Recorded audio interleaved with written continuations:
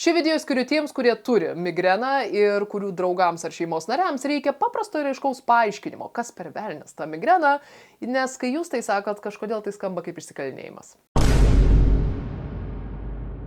Žinot, kai būna milžiniškos pagirios ir pajudinus galvą, joje sujuda toksai didžiulis, karštas metalinis rutulys su spygliais? Migrenos priepuolio metu jau išgėrus maksimalią vaistų dozę, tai yra geriausioje savo savijautos versijoje tuo metu, šis jausmas jūs lydi visą laiką, parą ir daugiau. Taip, migrena yra vienas iš tų dalykų, kurių jeigu neturi, greičiausiai nesuprasi. Net ir tie, kurie serga migrena, dažnai sako, kad tai galvos skausmas, nes kam vargintis, bandant kažką dar paaiškinti. Tuo tarpu migrena nėra tik galvos skausmas, tai yra viso kūno ir visos sielos skausmas, kuris visada be išimties pasižymi gigantišku galvos skausmu. Todėl jeigu jūsų draugas sako, kad jam migrena ir jūs galvojate, jo, aš irgi kažkada gyvenime turėjau labai stiprų galvos skausmą, girl, no. Tai jeigu tau nebuvo replėmis gyvam ir sąmoningam plėšta visa kaukolė ir su žiebtuvėliu nebuvo deginami kiekvieno nervo galiukai, tu nežinai, kas yra migrena.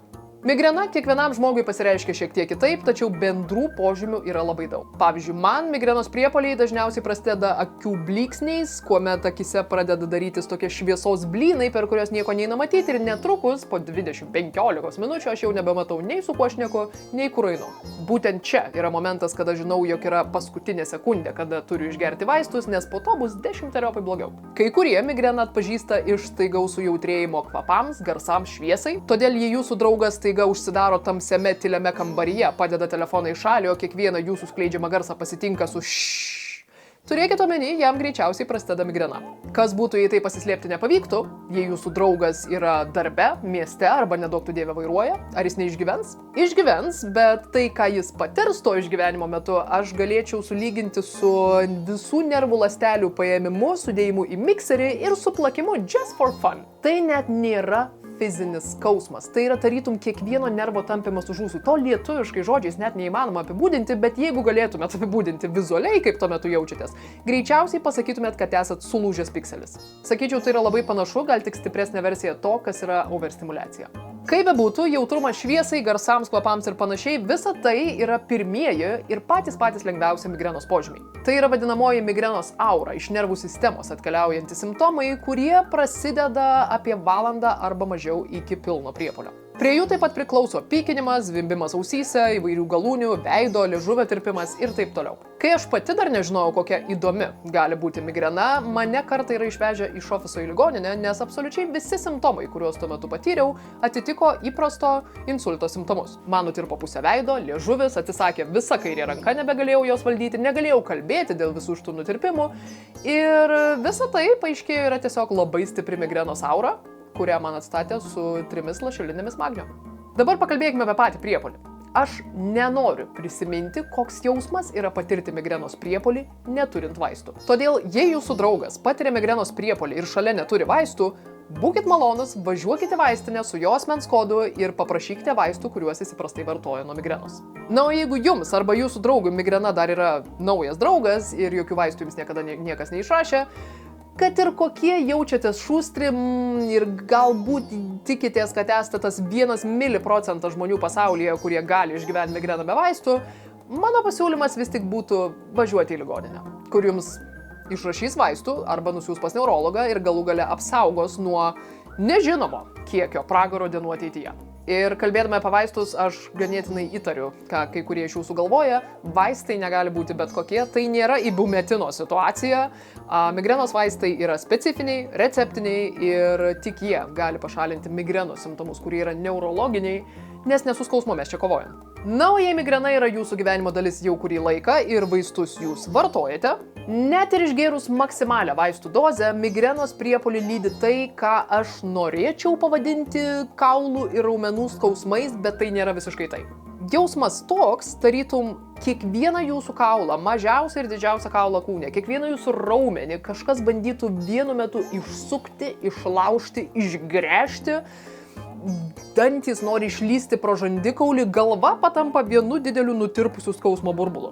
Vienas iš esminių dalykų, ką aš čia bandau pasakyti, tai kad migrenos skausmai nėra tokie skausmai kaip susižeidus kūną. Migrenos metu skauda nervus ir jeigu kada nors esate susimušę alkūnės nervą, žinot, kad skauda ne alkūnės kaulą, kurį susimušėt, o tiesiog viską, ką įmanoma aplink ir labai stipriai, tik migrenos metu visa tai yra visur. Žinoma, priminsiu, visa tai, ką pasakoju, vyksta jau išgėrus vaistų. Jeigu vaistus išgėrėte pakankamai ankstyvoje priepuolio fazėje, gali būti, kad po kelių valandų kančios jūs galėsite atsistoti ir susikaupti, pavyzdžiui, grįžti namo, jeigu priepuolis jūs prigavo kur nors ne namuose, arba atlikti kažkokius būtinus tos dienos darbus iš lėto ir labai susikaupus. Aš asmeniškai esu kartą vairavusi iš Žiežmarių į Vilnių su pilna migrena, be vaistų, nieko neatsimenu iš kelionės. Ir esu atidirbusi visą pamainą kaip režisierė operatorė vienoje reklamoje, kur neatsimenu nei proceso, nei kaip ten viskas vyko ir iš tikrųjų net negalėčiau atsakyti už savo elgesį, nes aš neturėjau sąmonės, man toks jausmas.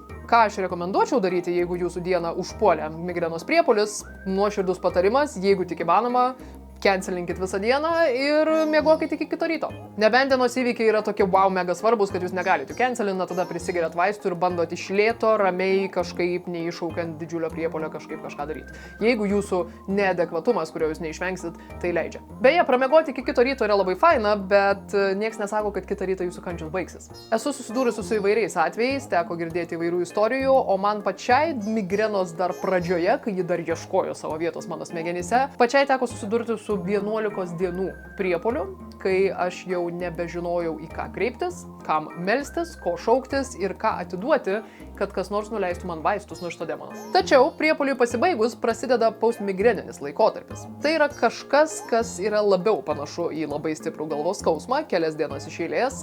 Taip pat gali būti raumenų nusilpimas, nuovargis, apetito stoka arba kaip tik didžiulis alkis, bloga nuotaika be abejo kartu su visu šitu ir daugybė kitų smulkių simptomų. Visa tai sergančiajam atrodo kaip bet kurią sekundę galinti beprasidėti dar viena migrena. Ir kartais jinai prasideda. Bet jeigu pasiseka, šitas postmigreninis epizodas praeina ir kurį laiką jūs gyvenate taip, kaip gyvenate visada. O kodėl ta migrena apskritai yra, niekas taip ir nežino. Sakoma, kad tai gali būti paveldima, sakoma, kad tai gali nutikti dėl kažkokių cheminių pakitimų smegenyse. Mano atveju greičiausiai taip ir nutiko, nes migrena buvau diagnozuota 29.